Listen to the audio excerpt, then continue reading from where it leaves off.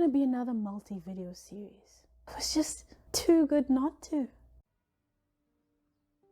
I guess 2020 wasn't all bad, seeing as it gave us joint Indian-UK venture, A Suitable Boy, an adaptation of the book of the same name by Vikram Seth.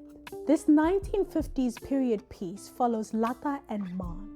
Lata on her pressure journey towards marriage, having to choose between three very eligible bachelors, and Maan's passion-filled floundering adventure towards accountability, where this happy-go-lucky prodigal son finds love for the first time in the most taboo of places. Wow, where do I even begin?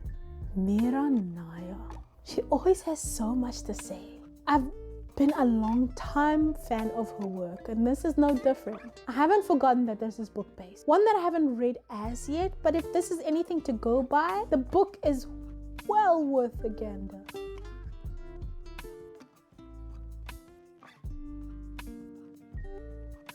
That being the case, it makes this presentation just a little bit more impressive to be able to make the bookishness of it all translate the way it has on screen, going off of feel and jam-packedness of thematic concern. I'm really glad this was made into a series and not a film, because anything shorter would have cheated us of its richness. The leads of this epic, Lata and Maan, are actually hopeless romantics, their obsessions manifesting in different ways. Lata wanting to follow love straight into the marriage of her choosing, schooling be dead, and Maan wanting to flee from responsibility towards the lure of forbidden passion. I didn't expect Lata to pick who she picked. Allow me to be superficial here for a second, but I need to get this off my chest. The boys in this? Wow! What a visual feast.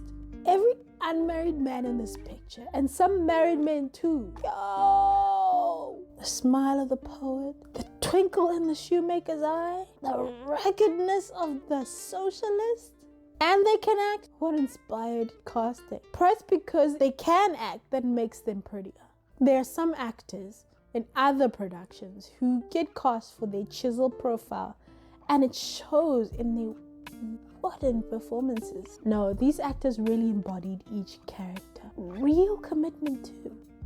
I love that. I want to speak back to Maan for a second. I found myself wanting to shake him a few times. He really had my heart in my throat with his recklessness, and I could really empathize with his father's frustration.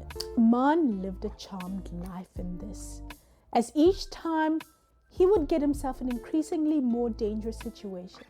Ones that could have been completely avoided with a little mindfulness and crisis awareness. Each time I found him to be more and more selfish because of his complete disregard for the implications of his actions on his family and the community as a whole. But as time went on, I also saw that he, in his own destructive way, feels just as much pressure to conform and perform the expectations of manhood as Lata feels to take her place as a matriarchal head of her own household, as far as her age group and community requires. Unfortunately, his carefree demeanor was out of place in a country on eggshells, where every next move could change the course of history.